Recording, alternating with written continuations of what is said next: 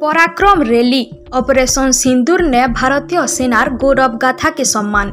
जिला प्रशासन सुवर्णपुर और पौर परिषद सोनपुर द्वारा आयोजित जिला स्तरीय पराक्रम बाइक रैली भारतीय सेना मानकर अद्भुतपूर्व त्याग साहस और दुस्साहसिकता प्रति सम्मान और स्मृति स्वरूप आयोजित होता।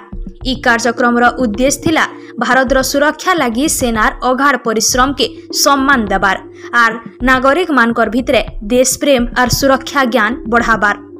जिलापाल श्रीमती अन्या दास पताका प्रदर्शन करी रैलीर शुभारंभ करथिले। से ऑपरेशन सिंदूर ने भारतीय सेना मानकर पराक्रम प्रशंसा करी सेमानकर प्रति अभिनंदन जनैथिले और साधारण जनता को सेनांकर मनोबल बढ़ावार लगी सचेतन और उत्साहित करथिले। आरक्षी अधीक्षक नारायण नायक देशर सुरक्षा और प्रगति लगी नागरिक मानकर एकता बढ़ावार उपरे गुरुत्व देथिले।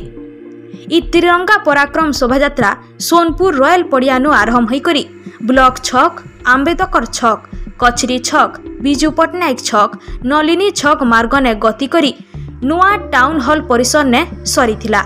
ई कार्यक्रम ने जिलापाल आरक्षी अधीक्षक संगे अतिरिक्त जिलापाल जिला मुख्य जनस्वास्थ्य अधिकारी अतिरिक्त निर्वाही अधिकारी जिला परिषद जिला अग्निशम अधिकारी उपजिलापाल पौर परिषद अध्यक्षा स्थानीय जनप्रतिनिधि सबु सरकारी पदाधिकारी और कर्मचारी पुलिस कर्मचारी और शिक्षक शिक्षयित्री छात्र छात्री स्वेच्छासेवी संघर कर्मकर्ता एनसीसी एनएसएस रेड क्रॉस पौर परिषद कर्मचारी गणमाध्यम प्रतिनिधि स्वयं सहायक कर्मकर्ता और जिलार सबु वर्गनु बहुत संख्या ने लोक माने अंशग्रहण करथिले।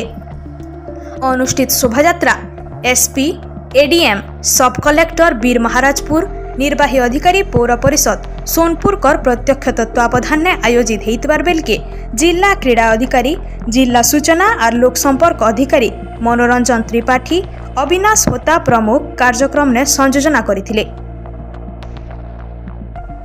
कुमार टीवी सत कहेसी सत देखासी सुखे दुखे दुखे सुखे साथे थीसी संभल